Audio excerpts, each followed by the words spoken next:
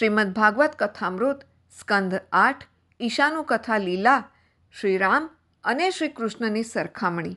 શ્રીરામનું ચરિત્ર સર્વથા અનુકરણીય છે. શ્રીરામને પધરાવશો તો અવશ્ય ભગવાન મળશે.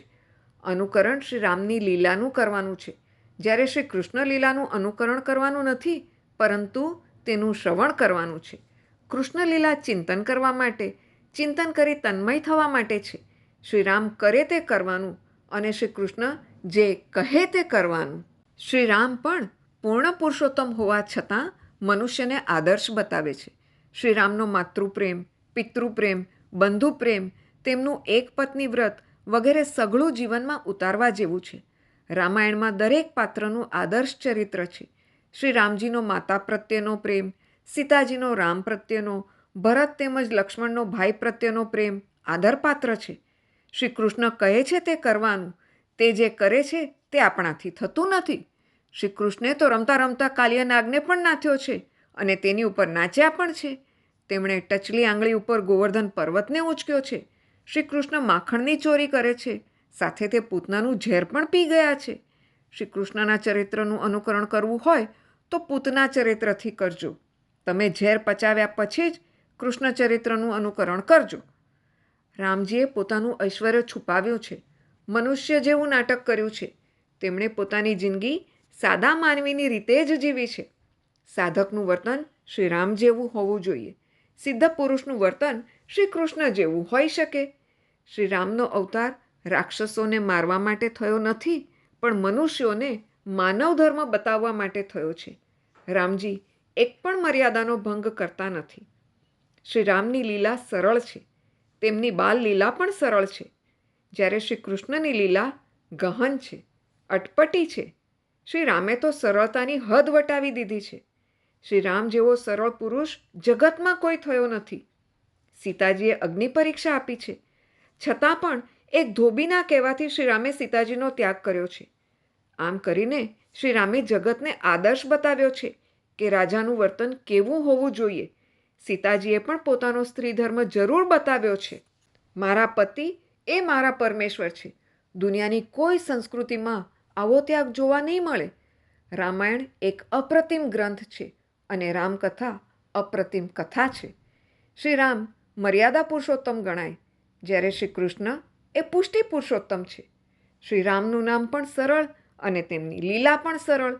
રામના નામમાં એક પણ જોડાક્ષર નથી, જ્યારે શ્રી કૃષ્ણના નામમાં બધા જ અક્ષર જોડાક્ષર છે. શ્રી રામનો દિવસના 12 વાગે જન્મ થાય છે અને કનૈયાનો રાત્રિના 12 વાગે જન્મ થાય છે. એટલે એક દિવસે તો બીજો મધ્યરાત્રિએ. એક રાજમહેલમાં જન્મ્યો, બીજો કનૈયો કારાગૃહમાં જન્મ્યો. એક વૈષ્ણવે લાલાને પૂછ્યું કે તમે રાત્રે 12 વાગે કેમ જન્મ લીધો અને રામે દિવસના કેમ જન્મ લીધો? ત્યારે કૃષ્ણ કહે છે, શ્રી રામ તો રાજાધિરાજ છે. તેમનો વરઘોડો નીકળે તો પ્રજા દર્શન કરી શકે. હું તો માખણ ચોર છું. ચોર તો રાત્રે જ આવે ને. શ્રી રામને ઓળખવા સહેલા છે, કૃષ્ણને ઓળખવા કઠણ છે. પરંતુ શ્રી રામની મર્યાદાને જીવનમાં ઉતારવી કઠણ છે. સૂર્યવંશમાં શ્રી રામજીનું ચરિત્ર આવશે. રામ એ મર્યાદા અને કૃષ્ણ એ પ્રેમની મૂર્તિ છે. તેથી જીવનમાં મર્યાદા અને પ્રેમ બંને ઉતારશો તો સુખી થશો. નૃસિંહ અવતારની કથાએ ક્રોધનો, વામન અવતારની કથાએ લોભનો અને શ્રી રામના અવતારે કામનો નાશ કેવી રીતે કરવો તે બતાવ્યું છે. ક્રોધ, લોભ અને કામનો નાશ થયા પછી જ પરમાત્મા પ્રગટે છે, કૃષ્ણ મળે છે. એટલે પહેલા સ્કંધથી કૃષ્ણ કથા શરૂ થતી નથી, પણ વાસના ક્ષય થયા પછી તેની શરૂઆત થાય છે.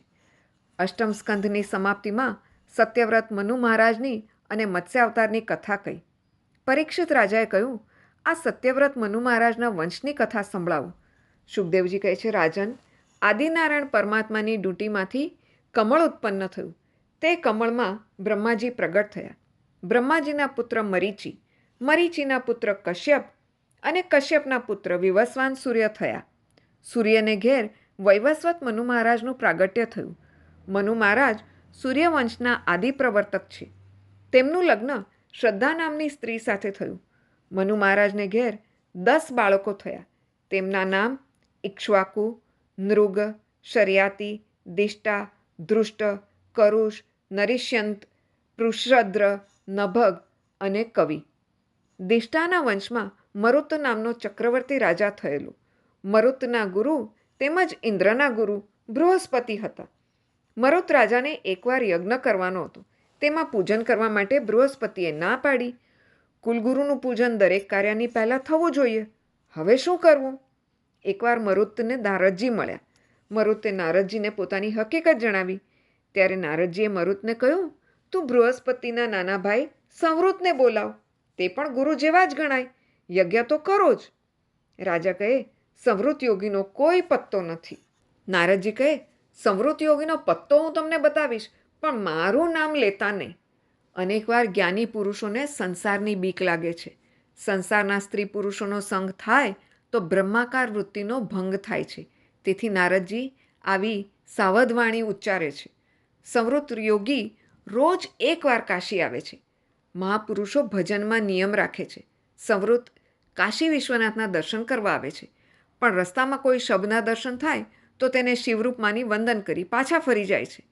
શબમાં જ એમને શિવના દર્શન થઈ જાય છે. મરુત રાજા રાત્રે શબ લઈને બેઠા છે.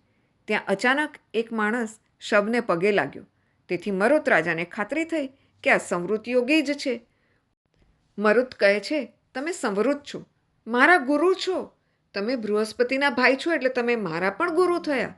બૃહસ્પતિ દેવોના ગુરુ થયા પછી મારા ઘેર આવતા નથી. મારે એક યજ્ઞ કરાવવો છે. તેમાં બૃહસ્પતિ ન આવતા તમે ગુરુ થઈને આવો. સંવૃત કહે, હું યજ્ઞ જરૂર કરાવીશ, પણ તમારું ઐશ્વર્ય જોઈને. હું તારો ગુરુ થવા તૈયાર છું, યજ્ઞ કરાવવા તૈયાર છું. તેવા સમયે તું મારો ત્યાગ કરીશ તો હું તને તે જ ઘડીએ બાળીને ખાક કરી દઈશ. રાજા કબૂલ થયા. સંવૃતે મરુત રાજાને મંત્ર દીક્ષા આપી અને યજ્ઞની શરૂઆત કરાવી.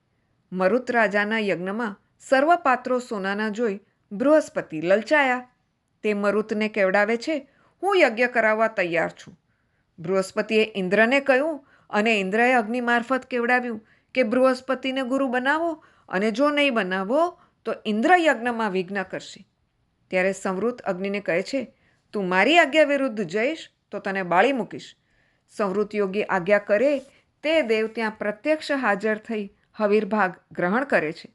મરુતનો યજ્ઞ જેવો થયો તેવો કોઈનો થયો નથી અને થવાનો નથી. મનુ મહારાજના મોટા દીકરા ઇક્ષ્વાકુ વંશમાં શ્રી રઘુનાથજી પ્રગટ થવાના છે. મનુ મહારાજના બીજા પુત્ર પૃષદ્રના હાથે અજાણતા ગાયની હિંસા થઈ. એનો વંશ વધ્યો નહીં. મનુ મહારાજના પુત્ર નભગને ત્યાં નાભાગનો જન્મ થયો. નાભાગ શિવનો ભક્ત હોવાથી તેમની કૃપાથી તેમને ત્યાં અંબરીશનો જન્મ થયો. અંબરીશ એ મર્યાદા ભક્તિના આચાર્ય છે. કૃષ્ણાર્પણ.